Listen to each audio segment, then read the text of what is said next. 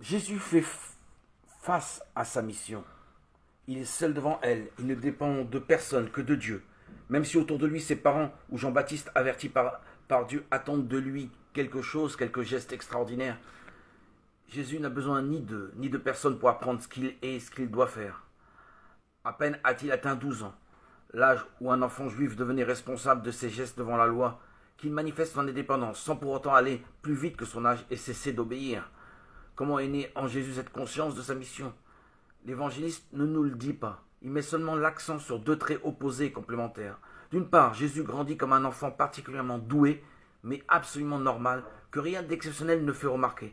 D'autre part, il grandit et prend ses décisions sur le regard et la parole du Père, dans la lumière et la force de l'Esprit. Le premier mot de lui que nous entendions est pour marquer son lien au Père. L'Esprit qui se manifeste au baptême lui fait entendre la parole de son Père. Dans cette certitude de fils, il affronte Satan, venu pour le tenter et le détourner de sa mission.